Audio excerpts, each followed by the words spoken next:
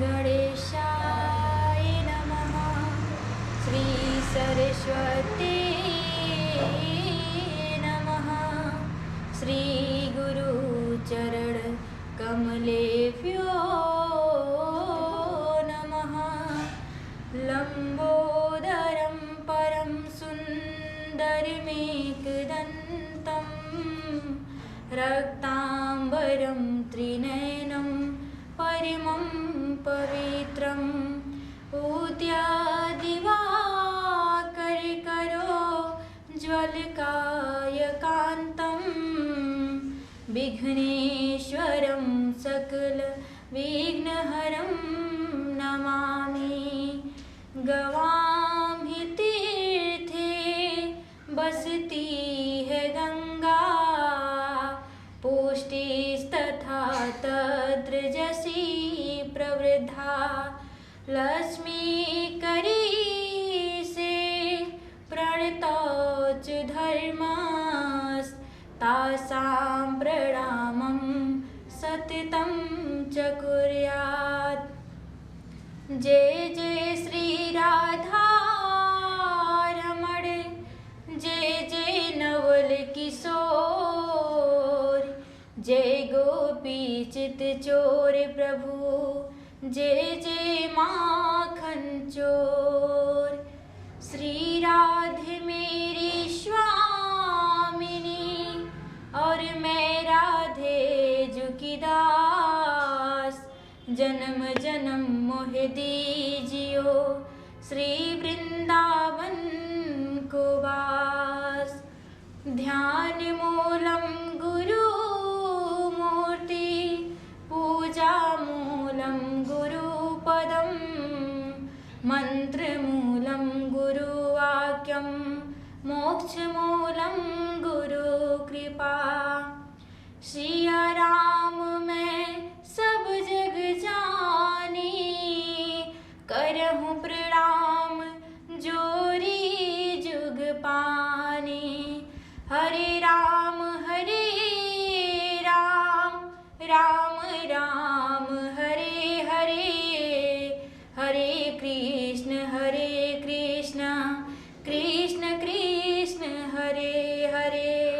प्रेम से बोले वृंदावन बिहारी लाल की जय, राधा रानी सरकार की जय, श्री सद्गुरुदेव भगवान की जय।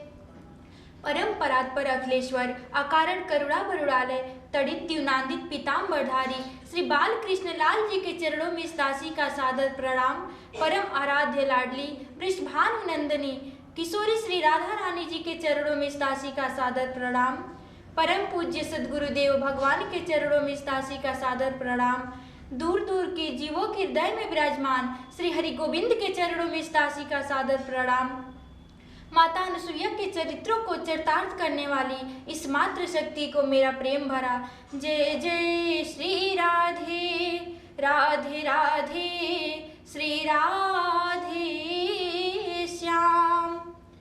प्यारे श्रोता बंधु, आइए परम मंगलमय पावन पुनीत कथा में प्रवेश करते हैं। आज मैत्रेय मुनि जी विदुर जी से कहते हैं कि मैंने आपको सती का चरित्र श्रवण कराया, उसके बाद मनु जी महाराज के 3 पुत्रियों का चरित्र श्रवण कराया। अब मैं मनु जी महाराज के दो पुत्र हैं, एक प्रियव्रत और एक उतानपाद, जिसमें से मैं आपको उतानपाद के चरित्र को श्रवण कराता हूँ। महाराज उतानपाद की 2 पत्नियाँ थी, बड़ी पत्नी सुनीति और छोटी पत्नी सुरुचि थी। महाराज सुनीति का अर्थ ये हुआ कि जो अच्छी नीतियों के अनुसार अपने जीवन का निर्वाह करे वो सुनीति है, और जो अपनी रुचि के अनुसार अपने जीवन का निर्वाह करे वह सुरुचि है। महाराज जो अच्छी नीतियों के अनुसार अपने जीवन का निर्वाह करता है उसे ध्रुव जैसे पुत्र की प्राप्ति होती है। महाराज जब उतानपाद ने सुरुचि के साथ विवाह किया तो महारानी सुनीति को दूसरे महल में रखवा दिया। कुछ समय बाद सुनीति के गर्भ से एक सुंदर सा बालक का जन्म हुआ जिसका नाम ध्रुव पड़ा, और इधर सुरुचि के गर्भ से भी एक बालक ने जन्म लिया जिसका नाम उत्तम पड़ा। आज धीरे धीरे ध्रुव जी महाराज 5 वर्ष की हो गए, परंतु आज तक पिता का मुख नहीं देखा। आज ध्रुव जी ने कहा कि माँ मेरे पिताजी कौन हैं? सुनीति ने कहा कि महाराज उतानपाद ही तुम्हारे पिताजी हैं। ध्रुव जी कहते हैं माँ क्या मैं अपने पिताजी से मिल सकता हूँ? माता सुनीति कहती हैं, अवश्य पुत्र, जाओ और जाकर अपने पिताजी से मिल आओ। और आज जैसे ध्रुव जी महाराज अपने पिता से मिलने गए तो वहाँ जाकर देखे कि उनकी छोटी माता के पुत्र उत्तम अपने पिता के गोद में खेल रहे थे। जैसे ही उत्तम को खेलते हुए देखा तो ध्रुव जी महाराज के मन में भी विचार आया, उनको भी अपने पिता के गोद में खेलने का मन हुआ। जैसे ही उतानपाद के गोद में जाकर बैठे तो उनकी छोटी माता उठी और उतानपाद के गोद से उठाकर नीचे रख दिया। बोले, यदि तुम्हें अपने पिता के गोद में बैठना है तो तुम्हें मेरे गर्भ से जन्म लेना पड़ेगा। जाओ, जाकर जंगल में तपस्या करो और जब प्रभु तुम्हें दर्शन दे तो उन्हें कहना कि मुझे माता सुरुचि के गर्भ से जन्म दे दो। और वैसे भी तुम एक दासी पुत्र हो, तुम्हारी माता एक दासी है और तुम एक सौतन के पुत्र हो। महाराज तुलसीदास जी लिखते हैं, काटो बुरो बबूर को और बदरोटी घाम, सौत बुरी है चून के, गलत है साजो काम। महाराज ये सौत बड़ी बुरी होती है। आज ध्रुव जी महाराज रोते हुए अपने माता सुनीति के पास आए और बोले, माँ, क्या मैं एक दासी पुत्र हूँ? क्या आप एक दासी हो? छोटी माता ने कहा कि आप एक दासी हो और एक मैं दासी का पुत्र हूँ। छोटी माता ने कहा कि यदि मुझे पिताजी के गोद में बैठना है तो मैं प्रभु का पहले तपस्या करूँ और जब प्रभु दर्शन दे तो मैं उनसे कहूँ कि मुझे माता सुरुचि के गर्भ से जन्म दे दो, तब मैं पिताजी के गोद में बैठ पाऊँगा।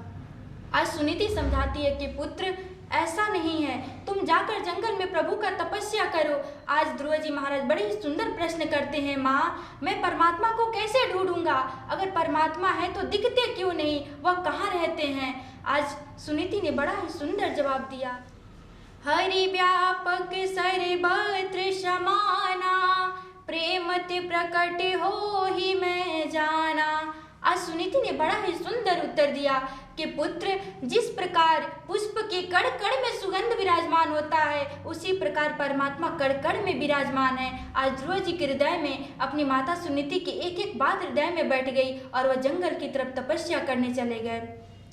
जैसे ही ध्रुव जी महाराज तपस्या करने जंगल में गए, रास्ते में नारद जी मिले। प्यारे श्रोता बंधु, आपको बताएं, किसी गुरु के कृपा के बिना, किसी संत के मार्गदर्शन के बिना प्रभु भी हमें दर्शन नहीं देते। और वह संत कब मिलते हैं? जब प्रभु की कृपा होती है। आज नारद जी रास्ते में मिले और ध्रुव जी से पूछे, पुत्र, तुम कहाँ जा रहे हो और इस घनघोर जंगल में तुम क्या कर रहे हो? आज ध्रुव जी महाराज अपनी सारी व्यथा सुनाई। तब नारद जी बोले कि पुत्र, तुम इस छोटी सी आयु में भगवान की कैसे तपस्या करोगे? संत मुनि तो हजारों वर्षों से तपस्या करते हैं परंतु प्रभु ने आज तक दर्शन नहीं दिया। इसमें तो प्रभु की तपस्या करने में बड़ी ही कठिनाइयां हैं। ध्रुव जी ने कहा कि मैं कठिन से कठिन तपस्या करूंगा परंतु जब तक प्रभु हमें दर्शन नहीं देंगे मैं घर लौट कर नहीं जाऊंगा।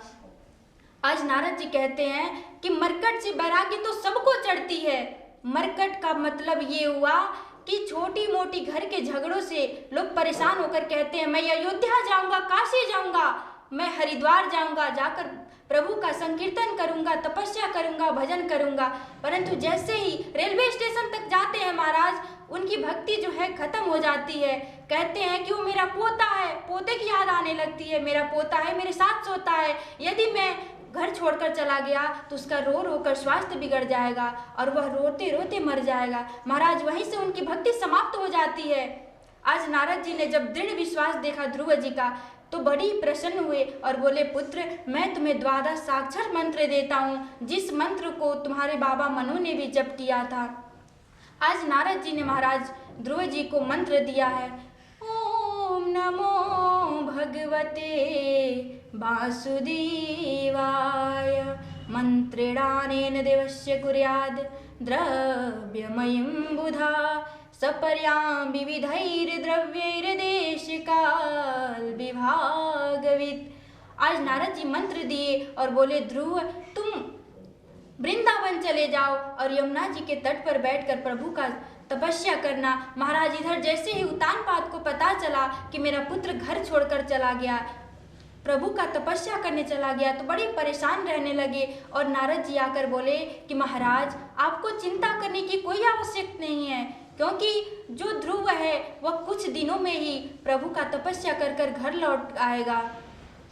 अब इधर ध्रुव जी महाराज तपस्या करने लगे और जैसे ही ध्रुव जी तपस्या करने लगे तो पहले महीने में 3-3 दिनों पर बेर खाकर रहने लगे, दूसरे महीने में 6-6 दिनों पर पेड़ के सूखे पत्ते खाकर रहने लगे और तीसरे महीने में 9-9 दिनों पर यमुना जी का जलपान पीकर रहने लगे, चौथे महीने में 12 दिनों पर वायु पीकर रहने लगे और 5वें महीने में प्राण वायु समष्टि और बेष्टि को एक कर दिया और छठे महीने में अंदर और बाहर की वायु को जब एक कर दिया तो सारे जीव जंतु देवता परेशान हो गए और जाकर प्रभु से बोले, प्रभु अपने भक्त को दर्शन दो, नहीं तो अनर्थ हो जाएगा, हम सब मर जाएंगे। आज प्रभु जैसे ही आकर भक्त ध्रुव को दर्शन दिए हैं तो ध्रुव जिस छवि का अपने हृदय में ध्यान कर रहे थे, दर्शन कर रहे थे, जब उस छवि को देखा तो वह उनकी आंखें खुल गई।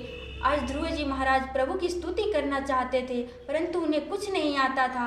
महाराज प्रभु हमारे समझ गए, अपने शंख को जैसे ही ध्रुव की गाल से स्पर्श कराया तो आज ध्रुव को 4 वेद 6 शास्त्र और 18 पुराण कंठस्य हो गए। आज ध्रुव जी महाराज बड़ी ही सुंदर स्तुति किए हैं। योऽन्तः प्रविश्य मम वाच्मिमां प्रसुप्तां सञ्जीवयत्यखिल शक्तिधरा स्वधाम्ना अन्याश्च हस्तचरण श्रवण त्वगादीन् प्राणान्नमो भगवते पुरुषाय तुभ्यम्।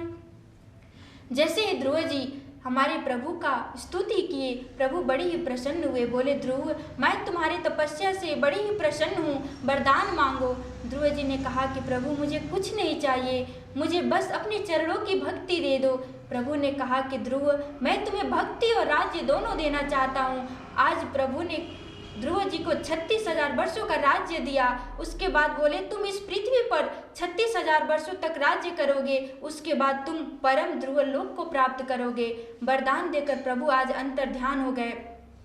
आज उतानपाद को जैसे ही पता चला कि मेरा पुत्र प्रभु का दर्शन करके घर वापस आ रहा है, घर लौट रहा है, तो चारों तरफ सेना बढ़वा दी। महाराज जो ध्रुव को देखना नहीं चाहते थे आज वह सबसे आगे हैं, क्योंकि जा पर कृपा राम की होई, ता पर कृपा करत सब कोई। पुत्रवती युवती जग सोई, रघुपति भगति जासु सुत होई। राम सिया राम जय जय राम, राम सिया राम जय जय राम। आज ध्रुव जी महाराज प्रभु का दर्शन करके घर को वापस लौटे। आज ध्रुव जी महाराज का राज तिलक हुआ, उन्हें सिंहासन पर बिठाया गया। सब मिलने आए, माता सुरुचि भी ध्रुव जी से मिलने आई और अपने पुत्र उत्तम का हाथ आज ध्रुव जी महाराज के हाथ में दे दिए। महाराज ध्रुव जी का 2 विवाह हुआ, इला और भ्रमी के साथ। आज ध्रुव जी महाराज 36,000 वर्षों तक पृथ्वी पर राज्य किए, उसके बाद परम ध्रुव लोक को चले गए। महाराज जिस पर किसी का कृपा नहीं होता, दुख में कोई काम नहीं आता, बस हमारे श्री बांके बिहारी काम आते हैं, हमारे श्याम काम आते हैं। क्योंकि जब कोई नहीं आता मेरे श्याम आते हैं, जब कोई नहीं आता मेरे श्याम आते हैं। मेरे दुख के दिनों में वो बड़े काम आते हैं, मेरे दुख के दिनों में वो बड़े काम आते हैं। इसी के साथ मैं श्री गोविंद के चरणों में अपनी वाणी को विराम देती हूँ। तब तक के लिए जय जय श्री राधे श्याम।